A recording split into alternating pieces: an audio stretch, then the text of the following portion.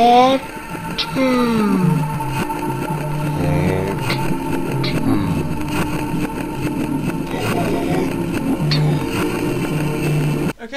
so welcome back to part 2, folks. I thought I'd just do this intro el solo and go through some of my favourite personal Mega CDs that I actually own original of. You know, there are some favourites I have that I backup copies, but I thought I'd just go through some of my favourite ones that, you know, sort of got me into the Mega CD at the first place, you know. So, to begin with, was this, believe it or not. Everyone knows this game to be absolute crap, and it is. I'm not denying it. It really is crap, but funny enough, this was also the same cover as an INXS album called Welcome to Wherever You Are, and it happened to be my favourite INXS album, and I'm Australian, and INXS is very big here, and I was actually quite a big fan of them at the time, and saw this game and went, oh my goodness, they've actually got an INXS game that's connected to the album, I have to have this. So I bought this for $2 back in a bargain bin, and held on to it and held on to it and held on to it until I got myself a Mega CD and played it, and boy oh boy, I had no idea how bad it was going to be, but I was so disappointed. I couldn't tell you how much I was disappointed, but you get that, don't you? That's what the Mega CD is all about. Echo, echo, echo, echo, echo, echo, echo, echo. Good game. I think it is worth having on Mega CD. It is an advancement, the sound quality is better, and when you're talking about a game that is like this, you know, that's so based on, you know, the highest technology at the time that tried to do that, tried to push the boundaries, you know. I remember seeing the ad, you know, and going, oh my god, look at the graphics, you know. Yeah, so, yeah, and it has more levels, it's a bigger game, bigger version. No, June's good though. This is a good one. Make sure you get yourself a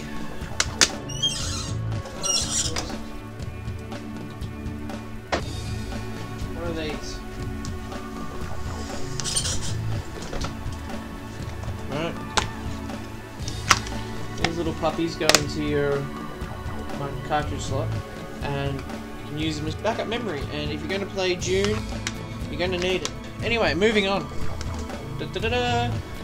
Everyone loves this game. You can't say it's a bad one. I don't know. It really wasn't my favourite. I liked the novelty of Tails at the time. It's what got me into Sonic, I think. You know, it was his little friend Tails. It wasn't really Sonic, it was Tails, yeah. That's me. Jaguar. Good game. Good game. I remember playing this, renting this too, thinking, oh wow, the controls are so much more smoother than games like Top Gear. Remember Top Gear on the SNES? So, in comparison to that, it's a good game, but in comparison to other driving games, it's absolute garbage. Mortal Kombat. Good game if you have 6 buttons. We're going to go do an episode of this very soon, so stick around, check that out in the next couple of weeks. Yeah, I'll go into that then, I won't say anything too much about it now. Finally, Final Fight CD. Fun. Just a good fun beat 'em up. Stick around again, we're going to be doing this one very soon, this season. So yeah, that's pretty much it. We're doing two games we're doing tonight, for this episode, is Batman Returns and The Terminator. So, enjoy. Alright, well, let's kick off with some Batman Returns, eh? So you're Batman, and you have to stop the Penguin and Catwoman from teaming up and taking over Gotham City. Now, unlike the regular Mega Drive version, the Mega CD adds a couple of extra things, most notably the driving levels, which is a saving grace for this game, as the part of this game that was a typical action Mega Drive platformer had broken controls and very basic animation.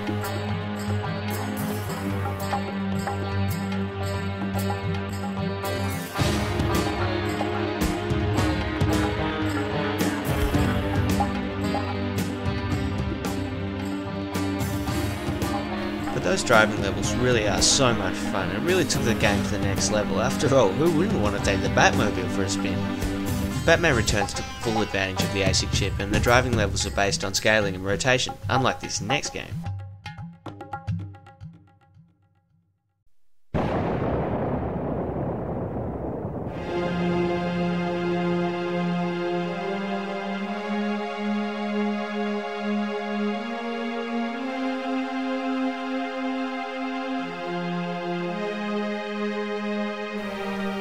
First, before we go into the Mega CD version of this game, let's take a real quick look at the original Mega Drive version, just so you can see the difference. Okay, on this version, there are levels are more linear, the gun is more satisfying, the jump is just horrible. The graphics aren't bad, and they stay true to the movie, as does the plot.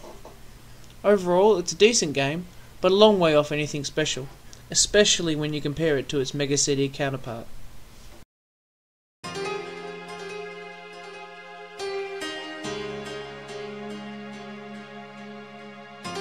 The first thing you'll notice about this is the much more defined controls. The angry video game nerd had a bit of a go at the Terminator about its controls on the Sega CD, and particularly pointing diagonally upwards and shooting. It doesn't seem to be broken at all to us though. All you have to do is start shooting before you press diagonal. If you hit the direction first, you'll start moving in that direction. It actually works great once you get the hang of it.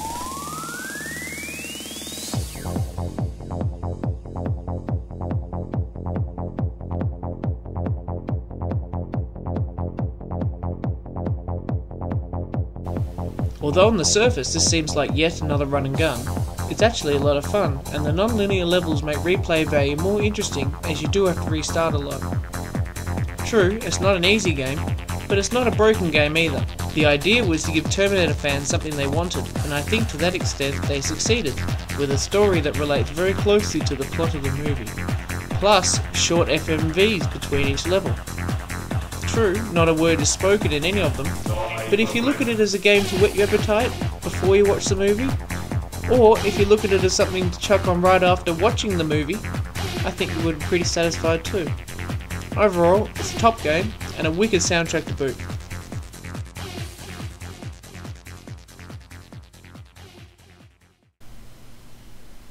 Look, overall, I don't think this console was a failure. It managed to capture our imaginations. It was truly innovative for its time, and although it may have only sold about 5 million consoles worldwide, it wasn't a failure in the sense of it was able to bring a new technology to everyone's eyes and able to show the general public that games can be played through a CD rather than just through cartridges, because that's all we've been using up until then except for the PC. And as crappy as those tiny little videos seem these days, we loved them on the little 14-inch TVs back in the day. Well, that was the first time we had full motion video coming out of a digital device. Before then we've been watching it through videotape and we'd been used to that, you know, so seeing that technology grow over the years has also been somewhat exciting too.